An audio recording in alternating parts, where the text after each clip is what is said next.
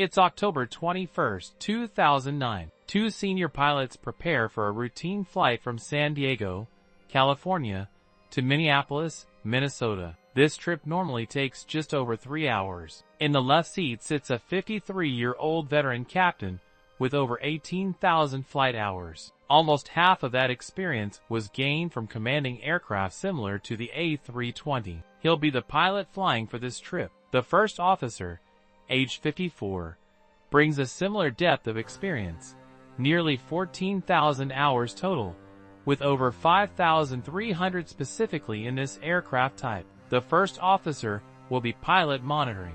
As is reasonably common in large airlines, this was only the pilot's second day working together as a crew. On board are 144 passengers, 3 flight attendants, and the 2 pilots. Their aircraft, an Airbus A320, is a popular workhorse for many airlines. Its sophisticated autopilot system and fly-by-wire controls are designed to enhance safety and reduce pilot workload. The plane has a robust communication suite, including 3 separate VHF radios, each capable of independent operation, a redundancy meant to ensure constant contact with air traffic control, and this will become important later on. So, while this was a Northwest Airlines flight, the airline was in the midst of a merger with Delta Airlines. For important context, the merger, which created what was briefly the world's largest airline, brought about complex challenges for all involved. Pilots from both carriers suddenly faced new standard operating procedures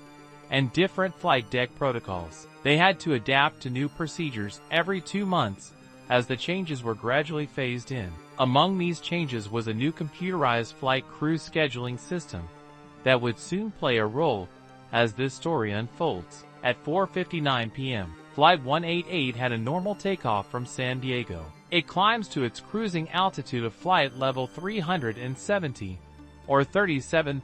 As the autumn sun begins to set, the flight attendants serve food and drink to the passengers, who have settled in for their flight. As is often the case with Airbus flight crews, both pilots remove their headsets, opting to monitor air traffic control through the cockpit speakers. The autopilot dutifully guides the aircraft as it cruises along its pre-programmed route. All good so far. It's soon dinner time, and with the arrival of the lead flight attendant onto the flight deck with meals for the pilots, the captain takes the opportunity to step away for a restroom break. Following security protocols, the flight attendant remains in the cockpit until the captain returns. At 6:39 p.m., the first officer checked in with Denver Air Traffic Control. Around 6 minutes later, at 6:45 p.m., the first Denver controller requested that Flight 188 contact the next Denver center, which the first officer acknowledged. Less than a minute later, the first officer contacted the second Denver controller and checked in by reporting an altitude of 37,000 feet.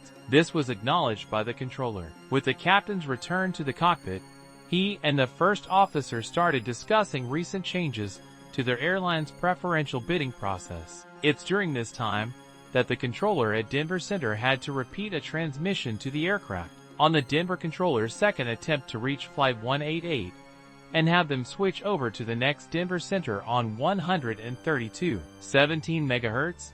The first officer responds, "Okay, 3217 Northwest 188. This standard read back by the first officer will become important later on. We'll come back to it." At 6:57 p.m., although the pilots didn't know it yet, that would be the last radio transmission they'd make for quite some time. It wasn't long before both pilots were absorbed in a deep discussion about Delta's new preferential bid. The captain wasn't happy with his allocated schedule for next month, as it didn't suit him for personal family reasons. Frustrated with that, the captain pulled out his personal laptop to show the first officer his schedule. The first officer, attempting to help, took out his own laptop and began tutoring his colleague on the intricacies of the new bidding system. He placed his laptop on his tray table and proceeded to explain what he understood of the new system. Unlike Boeing pilots, who have to contend with control columns between their legs, the A320 side stick design offers the luxury of proper tray tables, though these are meant for meals, not impromptu computer sessions. Now seems a good time to note that the use of personal electronic devices, or PDs, in flight was strictly forbidden. The rule wasn't just about preventing distractions. Laptops could block critical flight displays, and their batteries posed a fire risk. Neither pilot could have guessed how their simple rule violation would soon spiral into something much bigger. Meanwhile, at 7:05 p.m., the 3rd Denver sector tried to contact Flight 188 to advise them of the assigned frequency for the 4th Denver sector. No response. They repeated the transmission again. No response. The aircraft entered the 4th Denver sector's airspace, and later the 5th, without making any radio check-ins. Back on board, the pilots, still deep in conversation about the new scheduling system, seemed oblivious to the attempts to contact them. Then things escalated. On the ground, air traffic controllers began their standard procedures for an aircraft that had gone Nordo.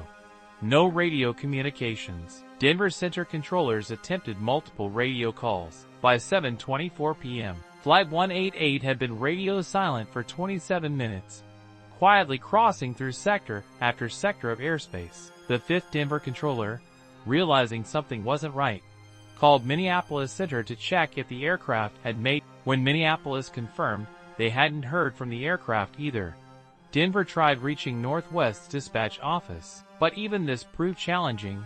They were dialing an outdated number, inactive since a recent office relocation because of the merger. Eventually, the controllers got through to Northwest's dispatch office. Airlines could usually reach their pilots through ACARS text messages when radio contact failed. What nobody realized at the time was that while these messages were indeed reaching the aircraft, the pilots remained oblivious to the green ACARS message alerts silently appearing on their displays. At 7:39 p.m., Northwest Flight 196 was asked to try reaching their silent colleagues. Back in dispatch, more ACARS messages were sent. Each attempt at contact, including the international emergency frequency 121.5 MHz, went unanswered, and tensions on the ground began to rise. The Airbus A320's sophisticated autopilot was faithfully following the programmed flight plan, hitting waypoint after waypoint. The cockpit's ECOM display continued to show unacknowledged message alerts, while various radio frequencies carried increasingly urgent calls that went unheard through the flight deck speakers. What was happening? Had both pilots fallen asleep? Or was there something more sinister at play? At 8:01 p.m., the flight management computer ran out of its pre-programmed waypoints and, as expected, silently switched from navigation to heading mode. On the primary flight displays, NAV changed to HEG. The aircraft does what it is told and continues northeast into the growing darkness, now flying a constant heading rather than its planned route. Meanwhile, in Minneapolis Center, the increasingly concerned controllers were running out of options. Multiple attempts across different frequencies had failed. Other aircraft couldn't reach the company dispatch messages weren't getting through. At 8:03 p.m., control was transferred to the 4th Minneapolis controller, who would soon face the unsettling realization that this aircraft was about to overfly its destination. Controllers had followed their procedures for possible suspicious aircraft, and preparations were being made for military intervention. The Minneapolis operations manager in charge had already contacted the Domestic Events Network,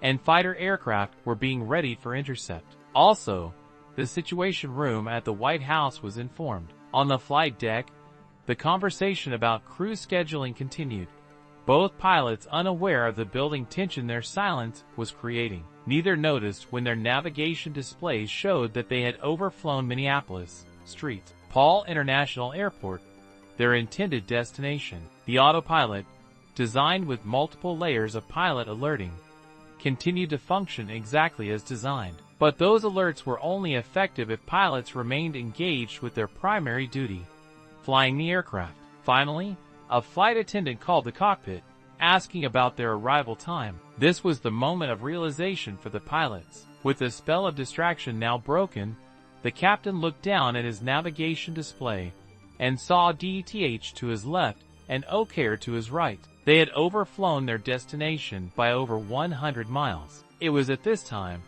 8:12 p.m., that the 4th Minneapolis controller made another attempt at contact. Simultaneously, Northwest Airlines dispatch sent yet another ACARS message. Flight 188 suddenly broke its silence, but on the wrong frequency of 132.25 MHz. This frequency was eerily close to the last one acknowledged by the pilots, 132.17 MHz. While the first officer's earlier readback of the frequency was correct, it seems that he did not activate it correctly at the time, possibly due to the A320 cockpit changing frequencies requires 2 steps, using a rotary dial to first select the desired frequency, then pushing a transfer button to activate it. For whatever reason, it seems that this step wasn't performed correctly. The crew, who had inadvertently tuned to Canada's Winnipeg Area Control Center's frequency, told controllers they had overflown their destination and needed to turn around. The Canadian controllers, quickly establishing the aircraft's position over OAIR, Wisconsin, redirected the pilots to the correct Minneapolis Center frequency. When Flight 188 finally established contact with Minneapolis Center at 8:14 p.m., the pilot's explanation was, let's just say, a little understated.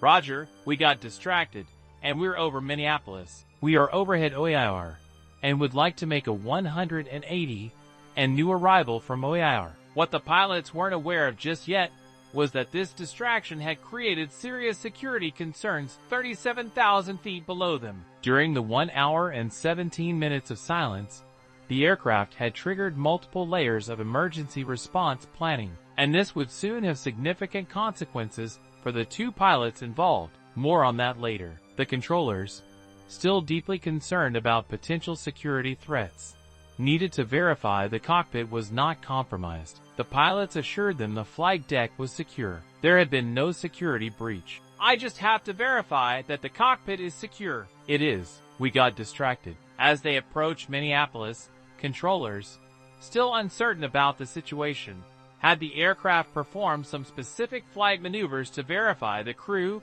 was indeed in full control of the plane. When pressed about what had caused the long radio silence, the pilots would only say they had been distracted by company issues, offering no further explanation. Do you have time to give a brief explanation on what happened, NOR 188? Is there any way you can elaborate on the distraction?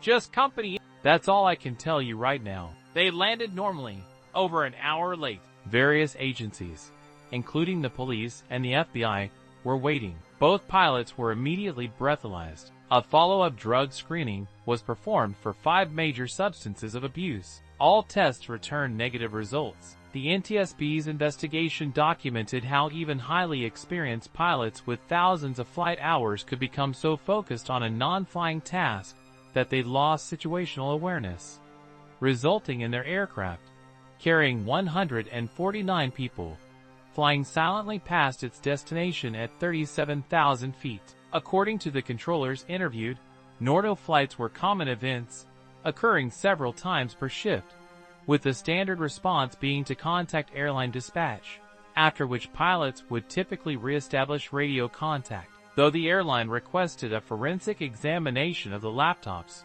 this was never performed, and the cockpit voice recorder's 30-minute limit meant no audio evidence was available from the period of silence. Some media reports suggested the pilots had fallen asleep or were fighting, which the pilots strongly denied. The Airbus A320 functioned exactly as it was supposed to. Delta, now Northwest's parent company, announced plans to add audible ACARS alerts that would be harder to miss. An unfortunate irony is that the pilots were deeply immersed in studying a new scheduling system that they'd ultimately never use. Despite their clean records up until this point, sadly, the FAA revoked their licenses within days. Flight 188 stands as a watershed moment in aviation safety culture, a stark reminder that even the most sophisticated automation cannot compensate for human distraction from fundamental flying duties. Watch what happens when the runway disappears at 500 feet for this passenger flight with 138